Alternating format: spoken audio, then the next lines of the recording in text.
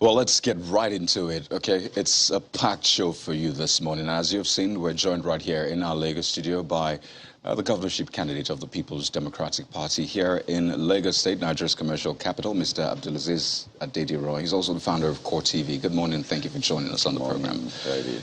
Quite an interesting campaign process. In fact, an election generally, it's been projected that this would be the most intriguing, the most interesting election in Nigeria's history yet. And you were in Ikorodu recently, the home of your... I'm still there. Of your, I mean, in terms of the meetings you've had, and that's the home of your deputy governorship candidate. And you said some things. You asked them to vote for merit. We'll come to that. But I'd like to start on this note, because you particularly told the people that in the past, politicians have come to lie to them and they didn't fulfill promises. And you, in essence, were saying you will be different. So you said you asked them about their problems and then said you will come back to fix it. So let's start, maybe to extrapolate for the whole of Lagos, particularly for the people of Ikorodu, because you say you're different. What were those issues they had, major, and the ones you feel that you will indeed be able to keep to that promise of coming back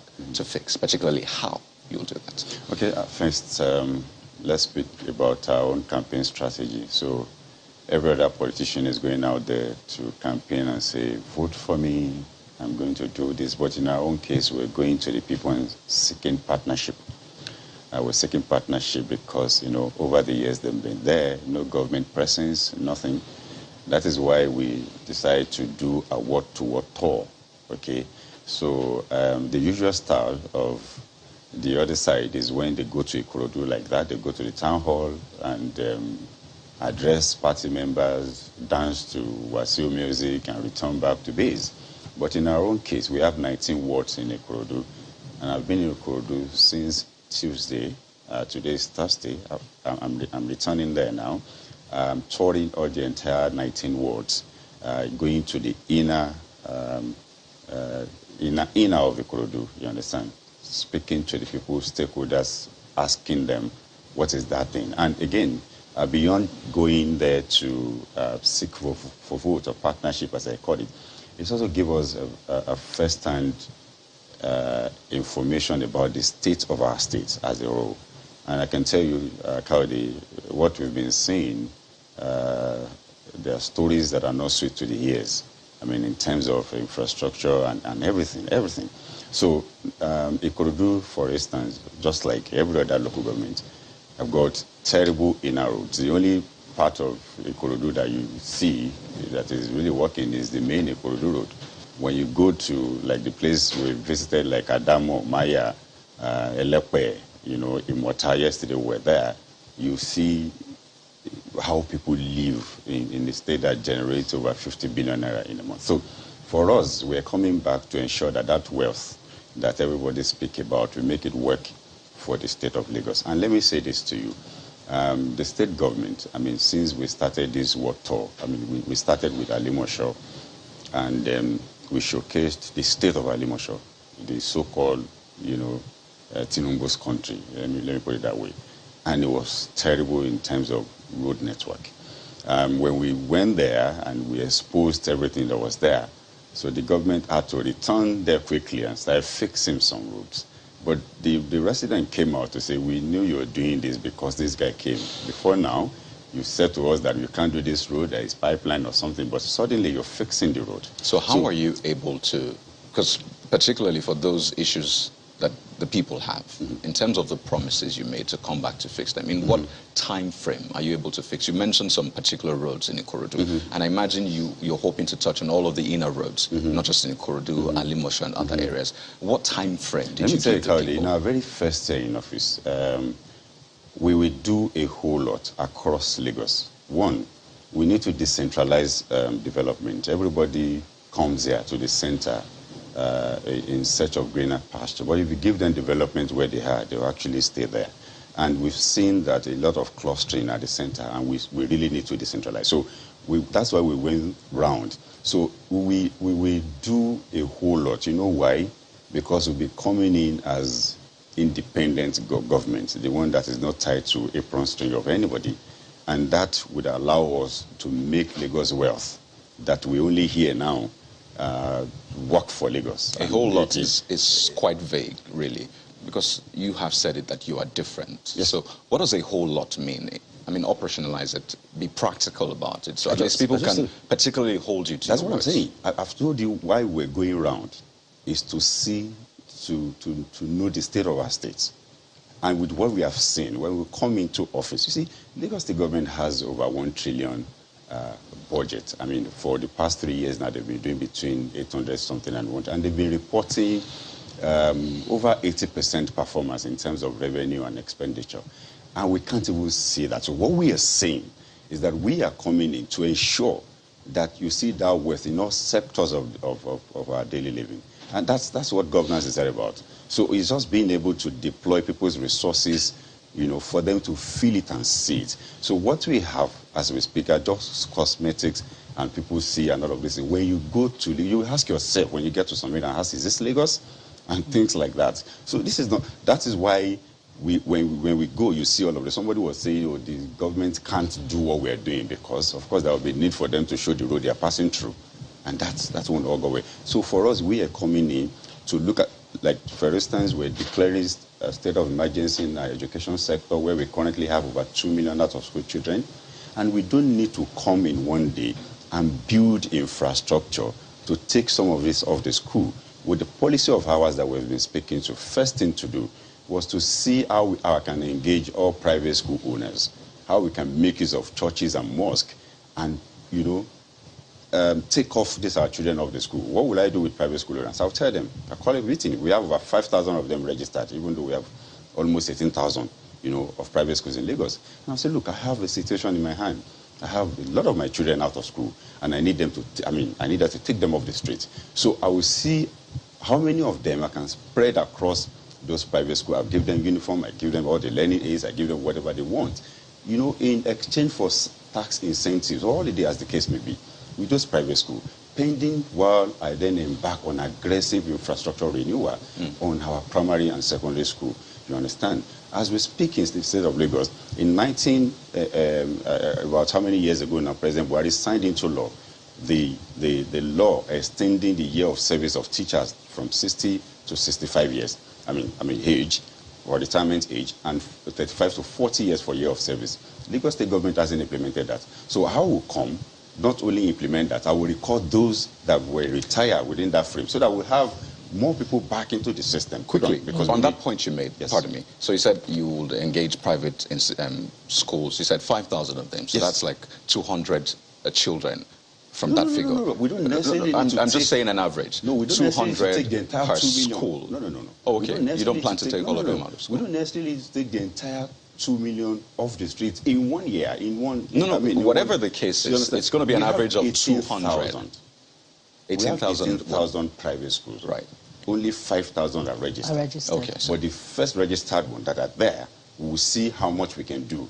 The 13,000 will quickly look at what do we need to do in registering them. But Mr. Didier, aside that, we can as well, excuse me, Woki, aside that we can as well look at even with the current state and see how we can take these children off the streets. I also mentioned use of churches and mosques. That space to say, look, let us see how we can engage them during the school hours, spending when we embark on this infrastructure renewal. Yes, please. Well, structure and, assigning school uniforms is not all there is, to standardizing, operations in the education sector. But, that aside, I've heard you talk a lot about your Lagos for Lagos campaign, which you have been at for quite some time now. Is your position that Lagos is currently not working for everyone? Is this subject to empirical study? Besides your reference to the education sector, for instance, what are your findings in other sectors? Absolutely. I just said to you that on a world tour for our campaign strategy, you live in Lagos, and you will see that from the entire 9,326 kilometers of roads that we have in Lagos, the ones that are really working is the 510 kilometers that belongs to the federal government. The entire 5,800 plus of local governments is not working. About 80% of them are not working. So now, this is Lagos not working for us, and we hear of that huge revenue in terms of IGR, if you even put capital receipts and federal allocation into it. This is not how we should be living. I was at a TV station sometimes this week, and I spoke about River State not having as much as Lagos. And you see the governor commissioning project like every other day. But the governor in Rivers has clarified that he has had access to derivation funds, for which he publicly thanked the federal government. Okay, thank you. Put that together. These figures are out there. No. Whether it has anything compared to what Lagos is raking in, it's nothing. It's out there that Lagos topped that rank of, both IGR or anything in Lagos. It's undoubtedly. Okay, so, but I'm saying that with that little that he's got, we can see what he's doing in his own state. And what we're speaking to is that we can as well do that. But we know the problem. The problem is this monopoly that we need to break. If you have a governor that is independent, we won't have this problem. And that is what we represent. It's our choice to come this route. I could have also been governor the same way they are governor, but I chose this route because I want to be a governor that will speak to people and do same without anybody asking me, how would you have been? Sorry, Kari, it would seem like, it's a campaign in the reverse. If you look at, the human development indexes, that we've had in the last couple of years, you find that, for instance, the multidimensional poverty index released, Lagos is not top on the list. In fact, it's, at the reverse. If you look at unemployment, Lagos, unlike other states, does not have a double-digit, figure of unemployment. Is at 9% as at, 2021. If you look at, You're not speaking to latest reports, Auntie. My 2021, Auntie, the figures are available online. You're not speaking If you look at migration, 2021 is not the latest report. Many other, many citizens of other states are moving to Lagos, because it is the belief that you can at least get, your daily bread in Lagos. Okay, so it seems like your campaign is in the reverse. Okay, let me educate you, in case you don't know. Poverty rates, when this guy came into office in 2019, was 4.5%. Today is 8.5%. Unemployment rate, when he came into office, was 14.6%. Today is 37.16%. That is not my data. That is MBS. Okay, you can check. Latest reports. Now, we had another report that in the year 2022, Lagos, with all the revenue, is now ranked among the top 5 states, with fiscal performance. I don't know if you understand, with all the money. Another report speaks about the safest states in Nigeria. Lagos is not among the first 10, I think it is number 1. So, what is this speaking to? I don't know if you have a government with huge resources and you still have all of these statistics not speaking to the resources. So it shows failure. And the reason is not far-fetched. I mean, it's because there is a monopoly that we need to break and open up the space to allow fresh ideas and new thinking. Until that is done, we continue to have the same report and this cosmetics of people saying they are working with nothing. Okay, let's go to what they've been celebrating. It's that bad that the government of Lagos celebrates. We just bought the Pangolo for the rail, is here. The core channels to do live TV. Erecting the final beam, the core channels to do live transmission. Don't you think you're denigrating by calling it Pangolo? We all know what Pangolo means. Mr. Adediro, we understand politics, but you know what Pangolo means, right? Years. No, Mr. Adediro. No, I'm not saying Pangolo. No. They bought Pangolo. So what is Pangolo really? Oh, you don't know what Pangolo is? No, tell us what Pangolo is. And if it's carcass. Carcass of what? So is it carcass that the Lagos State government... No, you need to be clear on the facts. You understand what I'm saying? I don't. Okay. You need to be clear on the facts. This is how low, and they've taken us for a ride, going all about, celebrating what is not, a project that you've been on for 13 good years, and is not even completed. You're still, calling everybody... It is bad. So we will come in and do things differently. That's why I say that the problem of Lagos is we have one head thinking for the state of Lagos for the past 24 years. All right. When we started, we talked about your pronouncements, your campaign trail, the things you said, but also you said people should vote for candidates based on merit. And the question naturally will arise, has arisen in times past, about your track record, as it is said now in politics, either in private or the public sector, what successes have you recorded, particularly in, I imagine, more in the private sector now, that you hope to replicate in Lagos? The successes you've recorded and sustained up until this point that you want Lagosians to see and say, I've done this here, I'm still doing this, and I can do it in Lagos. Okay, so let me tell you, like I said, I cut my teeth in the establishment of Government of Lagos. That's Lagos Broadcasting Corporation. So in 2007, I left certainty for uncertainty to set up my own business built from the scratch, which is a media agency. Okay, and I started this. And at a point when that business was practically serving, because I was consulting for the Office of Governor of Lagos State and Government of Lagos at that time. So towards 2013-14, I asked myself, because majorly this is basically what I was doing. So with this business going to extinction, with the expiration of the tenure of that governor, that was a question I asked myself. I was like, no, there's time for me to now break a new ground. So I left Lagos in 2013 to go to Abuja, to break that new ground. So I applied for TV license. I mean, a friend of mine who was working here said to me that, look, I can't give you this now. It is only, the president that gave approval for that. But I said, well, I'm going to apply. I did apply. Unfortunately, I was able to get that. And I floated what we call Core TV News in 2014. So from scratch.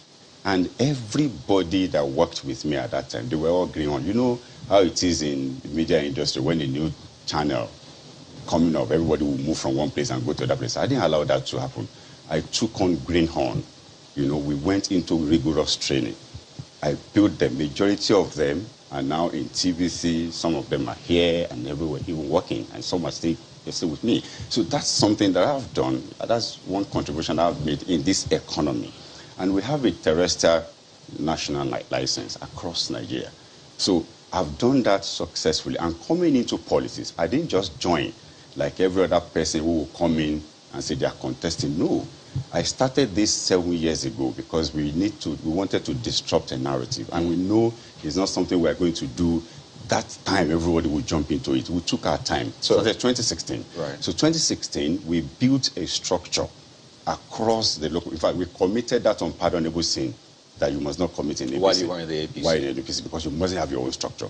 So we damned all the constituency and built structure across the 377 wards using the new local government template. And we maintained that structure until we imploded APC and left for PDP January 21, 2022. Today, we're on the ballot. Not just on the ballot to end this dynasty. So would you consider then that your endeavor in the private sector as a success you have sustained up until this point? Absolutely. I diversed into other businesses, okay? Because, I mean, if in this country, if you really need to survive, there are other things that you need to do. So I diversed into other businesses, within the space. And today, I am where I am today. So really, you would want to manage Lagos the same way you managed your business? Absolutely, because if you have never had cause, to employ people before, to source for fund, know how to turn it around, still make profits, pay taxes, sustain the business, it will be difficult for you to run, a state. And that's the problem that we have currently. Right. The occupant of this office never had cause to do that. It has always been, a salary earner till somebody say come and be. So it's difficult. That's why you can say that you met an unemployment rate of 14.6% when you came into office. You pumped 10 billion naira into it, according to you.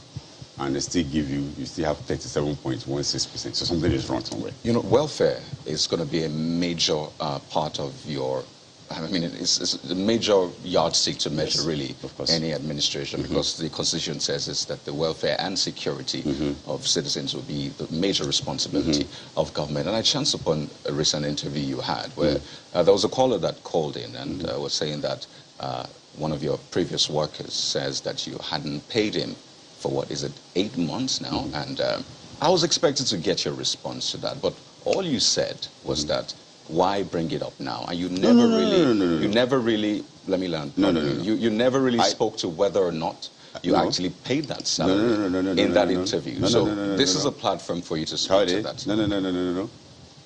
This is politics. What does it know about, by the way? They know it. There is nothing like that. And that's why I said... the interview? I had the interview. Okay, there is nothing... Or like the person saying that you are owing yes, there's nothing like me owing anybody. Okay. And if you look at it, and that's why I said, why do you have to come out when you said in 2014 or 2015 you worked with me, and it's 2023, you are now saying somebody was owing you? And we went on the profile of this person to check who is this person, and they now realized, oh, he's had some Photoshop with some Odu and all of that on his Facebook. Was the person an employer of your organization? My dear, the person in question should come out and say, I was in your destiny. No, that's you said you have done some research. So did you see that the person No. So you didn't employ the person? No. The person was not in your employment let him come up to say, this is it. And the question is because we're playing policies. Why? Okay, if you're owing me, Cowdy, for whatever it is, and you said you were, according to that person, you for some number of months, and you were still coming to work, and how come you are the only one in that establishment? I don't know if you understand. Look, I have people who have worked with me here in these premises. I have in TVC where I was. I have everywhere. And you've never owed salaries? My brother, in this economy, when I started my business, I started from scratch, from nothing. When it's time for me, when I see that things were not going the way it should go, we downsize so that we don't find ourselves in this. This is politics. So yes or no, you have never owed salaries? No. Because this will be a major issue. I said the answer is no, Coyote. You've never owed salaries? The answer is no. I mean, you can always expect what a man will do can that based on person what he just has do done. the needful? No, it's and okay. let it come out and tell me. Okay. So why is he just tweeting? Put up evidence there. And you have said that you never employed the person. The person never worked with you. I didn't even answer that person because it's inconsequential. So the person never worked with you, you never employed, so you hope this is put to rest. We put it to rest since. Okay, and people can trust your word on this. Of course, let's put it to rest. Okay, so let's talk about your chances politically, because people look at the numbers. I remember the brief chats we had before we came on, and I'm like, I mean, this is really what politicians do. They look at the numbers and they permutate.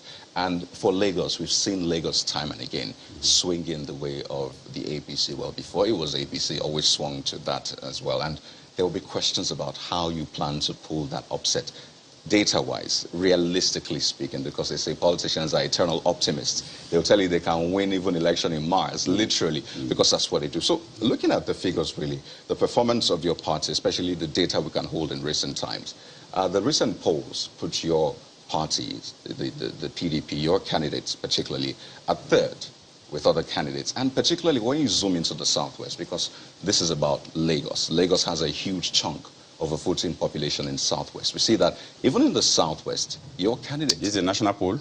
Yes, talking about, but this is Southwest now for that poll. Okay. Your candidate is still third. Lagos has what? Over 7 million voters out of the, 16 point something million voters in the Southwest. So whatever happens in Lagos affects us. So if your candidate is third in the Southwest, where Lagos plays a huge role, how do you plan to be first? Okay, let me tell you something. If you go back, I was coming from APC, don't forget. And I have said over and over again, if you have data of previous elections in Lagos, you see that PDP has always been doing between 40, 35, 40, 45%. But they've never won. I just told you they've always been doing that, when they were what they were. That's 2 elections ago. The previous one was not as much as that. No, of course. Previous one was... I'm sorry, I'm talking about 2019, which is more recent data. Yes. So I'm speaking to the frequent ones, 2015, 20, you understand what I'm saying? So, but not 2019, which is more recent. I just put 2019 out there. We knew what happened in 2019. I was there. Why are you choosing? No, I was picking and choosing data? Have you seen the results of 2019 presidential election? Yes. It was like this, very close. It wasn't like that. The distance between that is... presidential. So the APC had 580, and the PDP had 448. That's 130,000. Can you compare it to the 700 to 200? No, that's still data. No, that's still data. That's the same election. Is it the same for governorship election results? No. I'm speaking to something. I'm driving somewhere. The same election, okay? 2 weeks interval. One has a 100... deficit of 100,000. 130,000. Exactly. The other one has over 500,000. So don't worry, we politicians know what happened there, but we won't discuss No, tell us what happened. No, don't worry, you don't need to know. We won't discuss it. Then really now, we can say nothing back. happened. Let's now go back to what I was speaking to. All so right. they've always been doing that. Doing what exactly? 35 to 40%. Okay? But not 2019. I so said you can't say they've 2019 always... is an exceptional You case. have to put it together, Mr. Okay, just let me tell you where I'm driving at. All right. So that is before now. But we, when we left APC for PDP, what they need to cross that threshold was what we have brought into PDP. Which is how many? From APC. How many? Even the day I declared alone, we had 41,000 people declared with us. I don't know if you understand. Party members. And these are the canvassers that will go and do the work and bring in more people out. Organically, of course. Organically. Brought together. We don't have money to buy crowd like them. Organically. This, don't forget, it was a struggle of 7 years ago before that movement. So there are lots You've been of growing that organically. But yes. 50,000 out of over 500,000. You still have over 450,000. That 50,000 I speak to, that is more than 200,000 go, because one person of that 50,000 will convince 5 people, because they're party people. I mean, not conceding not to that, because I mean, I'm just it's saying, your own I'm data. educating you. You still have over 350,000. Hold on, I'm educating you. No, it's okay. Those and are I said, party members. And I said if it's your not data, your regular voters. No problem. Those if are it's your people data, so you with have over structures. 350,000 to go. No. See, listen. I'm going somewhere. That is one. Then the second one is that you see 2023 election is an election like never before. So APC in the state of Lagos, you know why they are jittery now? Because it is an election that you can't just sit somewhere and write results. I don't know if you understand. Before now, PDP wins at the polling units, but by getting to collation center, things will change. But with this, and you it were can't part happen of that changing anymore. Because you were in the APC. You understand? Then. It Were you can't part of happen that? anymore. So you didn't answer one my of the question. things. Were you a one part of of that? the Because things you I was were in busy, the let me tell you APC. something. One of the If things you I allege was, that. hold on. One of the things I was busy doing while in that corridor was to understudy, the whole thing. How do you mean in that corridor? You were a member of the APC. Yes, I said. And while I was even consulting in that place, I was busy understudying the whole thing. And that is why I can do what I'm doing today. That's why if they hear Jandor, they will run, because I know everything. Okay, so speak to what you have up your sleeves that you will I won't tell you my strategy. Dynasty. I won't tell you my strategy on national television. No. You want me to tell you I'm going to win them? No, we are going to win them. I won't tell you my strategy, but I'm sure they have seen one. One is the fact that when they decided to take the space off us and say they are going to brand the entire Lagos without allowing us to use billboard, to use posters. In fact, they flush our posters where we put it out there. We decided to take ourselves to the people by visiting the wards. When I go to visit any wards, I speak to people that are voting, traditionalists, Muslim community, CDAs, and the likes. You understand? My deputy will go into the market and speak to our mothers in the market. That is something that you can't do.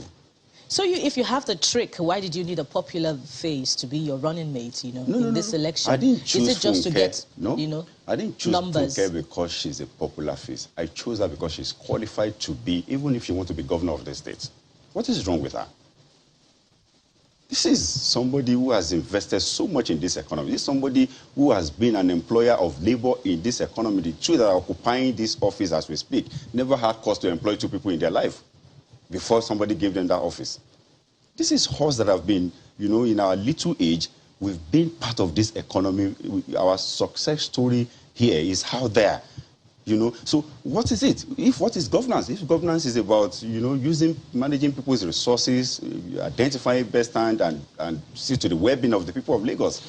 So what if you've been doing that over the years, and this one you are using people's resources. So if we have had cost to go and source for fund with these exorbitant rates in the market, and we're still able to turn it around, it shows that if you have this opportunity, we will do better than the people that are here. And more so, both of us had conviction within ourselves. We have that belief in ourselves to say we want one. Nobody railroaded us into this. No, we're not railroaded into this. Well, a couple of issues to raise, really. It's always very interesting having this conversation, but still not convinced, really. I mean, in terms of empirical data, empirical evidence as to what you plan, except you're now saying that what you said happened in the APC when you were there is what you're trying to replicate now in this coming elections, because you have said that you know the things that used to happen. It won't happen. It can't happen with this election, because this is a different election. This election of the votes you can't win at the polling unit, can't be won anywhere again. Something interesting I want to show you, pardon me, something interesting I want to show you. So for Lagos particularly, which is our own base right now in this conversation, you would see that in that poll for the Southwest, yes, the APC is leading with, what, 22%? I'm sure you've seen by who? It's ANAP NOI polls. So 22% the APC. Labour Party is second, and your party is still third. So judging by the quantum of votes that Lagos has. That's the party that is winning. That's the party that is winning. Labour Party or APC? The one you said is third. Interesting. I mean, politicians, eternal optimists. But let's speak to the data we have now. So Labour Party even is still second in the Southwest, where Lagos has a huge voting population. You still remain third. So it is naturally believed that with that huge voting population, people would rather vote for Labour Party here in Lagos than vote for you. I know you're... I mean, I imagine you're still friends with the Labour Party governorship candidate and PDP, judging from that poll. Okay. I know you're friends with him and all of that, but how do you slope to upturn that? Because Labour Party seems to have even an upper hand than yourself. Okay, should I speak to you about this polling thing, right? This is not the first time you're going to get a poll that will speak, you know, to a particular candidate to high heavens. But this particular one has proven to be right in previous times. My dear brother, the NOI polls. See, let me tell you something. Politics, this trade, is beyond somebody sitting somewhere and you say you are gathering data. I don't know if you understand. Let me give you an example. I am from Lagos West. Okay? The largest local government. Because the ruling party have seen that we have already zipped up Lagos West, you know what they did? They went to call all our royal fathers, asked them to go and call all the, you know, the chiefs or the baales in, you know, in the hamlet to tell them to start campaigning for APC. I don't know if you understand. And if you then go to do a poll, and when they see you as government person, they'll say, hey, this is what we are doing. Yeah, okay, we are doing this. It's not a government poll, but we need to go to Abuja. Now, Malkwe has a question. You still answer that Labour Party angle. But Malkwe needs to ask you a question. I don't know what you're asking about Labour Party. And we don't have Labour Party. It's over to you now. Well, maybe he can rope in, you know, the answer to the question. Mr. Jandor, it's good to see you. I'm just wondering, at what point did you decide? Because when I listening to the answers, some of the answers that you have given so far, you talk about wanting to stop a dynasty. The problem with Lagos is that one person has been thinking for Lagos. Yet at some point, you did admit that you consulted for the Lagos state government. I was just doing my business. So at what point did you decide that you wanted to end a dynasty, one? And at the same time, at what point would you say that became a problem? Because it doesn't look like your fight is against the current governor of the state. Your fight seems to be against the dynasty, which you talk about as, you know, going on in Lagos. Okay, so Malkwe, let's first take it from the last place. You see, the current governor is also a product of this terrible system that we're speaking to. And so, in fact, as far as this campaign and everything is concerned, I will tell you that the current governor is inconsequential. He's inconsequential because politically he has no experience, he has no structure. Somebody just handed that office to him on a platter of gold. So let's dump him, so we're not discussing him. Now, what we're speaking to is this hegemony, this monopoly that has been there over the years, okay? So when I make reference to the current governor, I just spoke about his 4 years in office, which has nothing to show for it, absolutely. I've given examples and some data to show that that's there, irrespective of the cosmetics and everything that you see. Now, this hegemony that we're speaking to, in 2011, as a matter of fact, I saw all of this and I was like irritated. I mean, just like every other person. And you have seen it played out again in 2015. And you ask yourself, why is it that this person would not like to return a performing governor? You know, Fashola in his second term almost paid for the fact that he did well in the state of Lagos. Ambode, you know, didn't survive it, and it has then become a pattern. So for us, since that time, we look at it and say, look, can we possibly continue this way? No, we can't. So there must be a terminal point.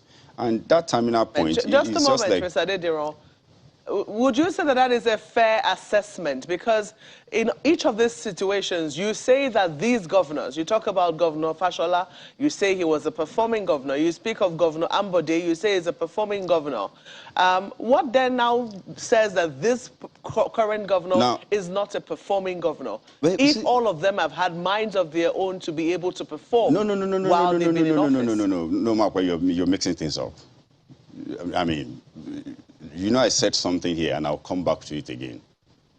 There is none of this who would not require second-level approval before they can get things work done in Lagos State. Imagine if they had that independence. I believe the two that I mentioned would have really done very, very well in the state of Lagos.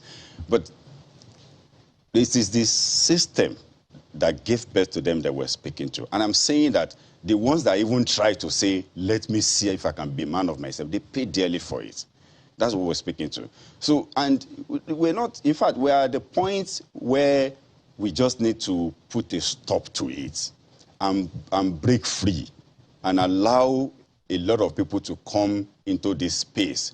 See, it's so terrible that in Lagos, with all the opportunities that we have, we find it difficult to have people to come into our economy to play. Take, for instance, we have 180-kilometer coastline in Lagos, and today we can't have a Miami-like waterfront in the state of Lagos to say, you know what, just come. That's because somebody allegedly wants stake in every business that is coming. So that won't help that won't help anybody to go. Look at this Fort Mainland Bridge. I knew about Fort Mainland Bridge in 2003 when the man used it to campaign for second term. In fact, we worked on that campaign for second term Fort Mainland Bridge. Fashola came also, Fort Mainland Bridge. You know, Ambode came 1 year, he did the MOU, the council is 1 year after Fort Mainland Bridge. This person again has come with Fort Mainland Bridge since 2003. We need to put a stop to all of this and let Lagos work. Open it up. Talk a lot about, you know, the state government. Now, talk about what do you intend to do about the... But you have profited, you know, from, you know, this dynasty that you want to end. What do you mean profited? I'm glad you talked about your trajectory as exactly. You rose. If I am a businessman, okay, and I render a service to you and you pay me, are you saying that's me profiting? I've given you my service, I've given you my professional service, and you're paying for that. So this is the problem that we have. That's why the person can arrogate to himself, I made this, I made even somebody that's a professor of law, you know, before joining your cabinet, you're beating yourself, say, I made this person, I made that person. Well, it's wrong. It has to stop. We have to run now. In the first place, if I can't add value to your business, would you hire me? I don't know if you understand. But while you were in the APC, why wasn't it a problem, you know? I was in APC, but I never contested for anything in APC. It was a problem because we started, it was about the same time that you started hearing Jandor in APC. It was trouble from day one because we're fighting the status quo. Well, we have to run now. We have to run now. But in less than 30 seconds, you said that Mr. Atiku's victory will sort of will make your victory in Lagos easier. Right. You said that. I mean, naturally campaigned for him as well. But just recently, there have been allegations around him of corruption. In fact, the APC said that he needs to come clean on his scandalous confession of how he colluded with his former boss, Chief Obasanjo, to fleece the Nigerian Treasury using special purpose vehicles as vice president in 1999. And I'd like to know, because I imagine you're close to him, can you vouch for him? I can vouch for him. So you believe that this is not true? It is not true. All right. We'd like to thank you so much. I'll be speaking with Mr. Abdulaziz Adediran, who is the PDP governorship candidate in Lagos State, also the founder of Core TV. Thank you so much for your time on the program. We'll go on a quick break now, and when we return, we'll still have a packed show for you, so please don't go away. Stay with us.